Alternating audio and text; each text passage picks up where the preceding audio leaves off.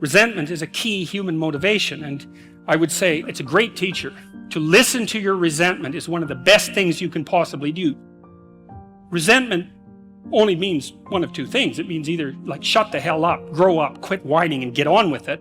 That's one thing it means. Or someone is playing the tyrant to you, might even be you, and you have something to say and do that you should say and do to put it to a stop. And so maybe resentment can show you the pathway to doing that. Like a resentful person wants other people to change. And if you're resentful, then your motivations aren't trustworthy. In fact, they're very, very dark. And what should you do instead? How do you treat your own resentment? I would say, well, Solzhenitsyn, who I'm a great admirer of Solzhenitsyn, his book, The Gulag Archipelago, was one of the things that brought down the Soviet Union. And he said that one man who stopped lying could bring down a tyranny. And, you know, he said that with some authority. He said when he was in the Gulag camps, you know, meditating on how the hell he got there, and he had a rough life, man. I mean, first of all, he was on the Russian front at the beginning of World War II, and then he was thrown in the Gulag camps, and that was just the beginning of his adventures, man. He had a rough life. And he was in the camps, and he was thinking, what the hell? How did I get here? What's going on? I mean, he had Hitler and Stalin to blame, right? So if you need someone to blame, man, Hitler and Stalin, that's great. But that isn't what he did. He said he meditated for a while once he realized that he might have something to do with, in some strange way, with the way things turned out for him. And he said he went over his life with a fine-tooth comb in his memory. He thought, okay, where did I go wrong? But by my own judgment, when there was a path in front of me, when did I take the path that I knew I shouldn't take? Because you all know that, right? You know. Sometimes you don't know if what you're doing is good or if it's bad. It's just ignorance. You just don't know. But sometimes you bloody well know, and you do the thing you know you shouldn't do anyways. That happens a lot. And why do you do that? Spite is part of it. Stupidity. There's all sorts of reasons, but you certainly know you do it.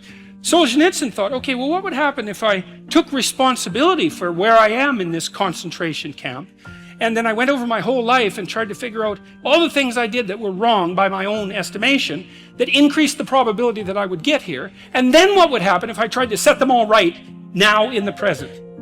And that's why he wrote the Gulag Archipelago. And one of the consequences of that, as I said, was it sped the dissolution of the Soviet Empire. So, hey, that's not bad, eh? Like, you make a real confession, you really repent, you do your penance, which is writing this book, and you completely change the geopolitical landscape of the world. It's like, and that's worth thinking about, because it's not only Solzhenitsyn who did that. Nelson Mandela did something quite similar. It's not so impossible. And so the idea that what you should do if you're feeling resentful about the nature of being, or suffering too much for your own life, let's say, is straighten the damn thing out. Like, seriously, try it for a year even. Try it for a week. Try not doing the things you know you shouldn't do. Try not saying the things you know to be false. And just watch what happens. You might as well give it a shot, right? Because you say, well, I'm all in for a year. You know, I'm going to do things right. And then I'll just stand back and I kind of watch how things unfold. And maybe I'll reconsider at the end of that year. It's like, try it. Try it. I mean, I would say I've had thousands of letters now from people who are saying, hey, I tried that, you know, and hey, you know, it worked. I read this great line in a T.S. Eliot play called The Cocktail Party. And in it, this woman comes up to a psychiatrist and she says, you know, I'm having a really rough time of it. I'm suffering badly. My life is not going well. And then she says, I hope that there's something wrong with me. And the psychiatrist says, well, what the hell do you mean by that? And she says, well, here's how I look at it. There's either something wrong with the world, and I'm just in it, and that's how it is. And then, like, what am I going to do about that? Because it's the whole world. Or maybe I could be fortunate and there's something wrong with me that's causing all this unnecessary suffering. And if I could just set it right. I could learn and I could set it right. And so, well, I've been thinking about that for a very long time. And I think, well, if your life isn't going the way it is, you know, you can find someone else to blame, which is pretty convenient for you and also relatively easy. Or you could think, okay, I don't like life. I don't like the way my life is unfolding. Maybe I don't like life in general because it's tragic and tainted with evil. How do I know if my judgment is accurate? And the question is, well, have I really done everything I possibly could to set my life straight? Because maybe I shouldn't be judging it its quality, or the quality of life itself, or being itself for that matter, if I haven't done everything I possibly could to set my life straight?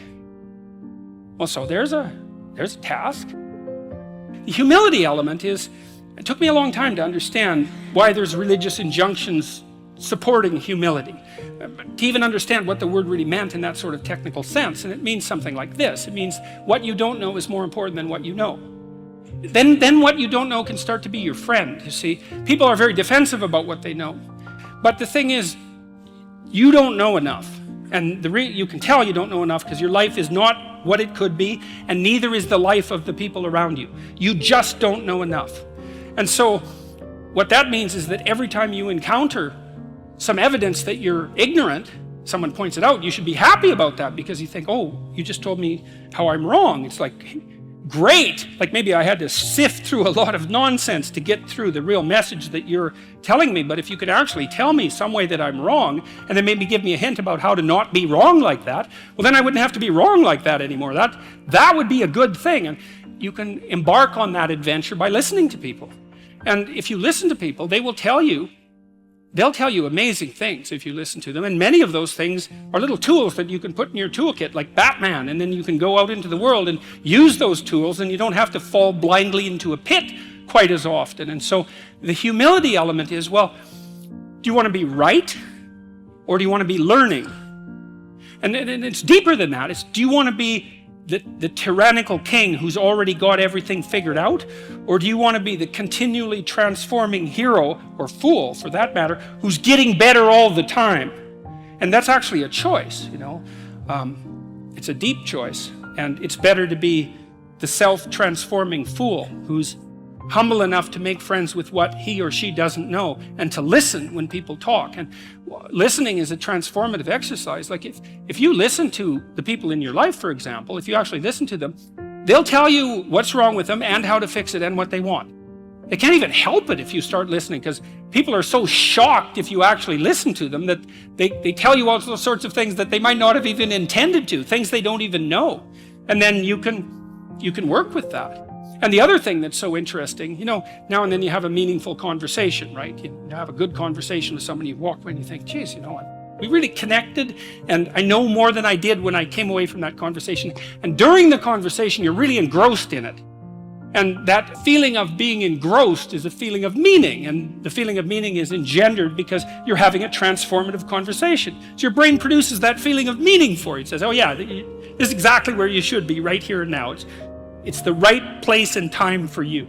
And that's a great place to occupy. And so a good conversation where people are listening has exactly that nature. And the reason it has that nature is because it is in fact transformative. It's one of the truisms of clinical psychology. Like if you're a clinical psychologist, a huge part of what you do is just listen to people. It's like, you know, they come in, they're unhappy, and they'd rather not be, something like that. You say, well, why do you think you might be unhappy?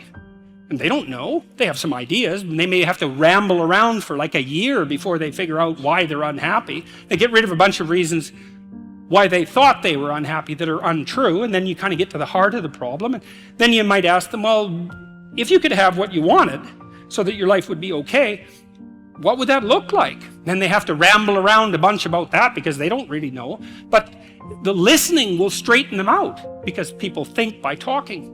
And in order to think, you have to have someone to listen, because it's very hard to think. Hardly anyone can think. And even the people who can think can only think about a limited number of things. But almost everybody can talk. And you can listen to yourself talk, and if someone listens to you, then you also have a foil for your thoughts.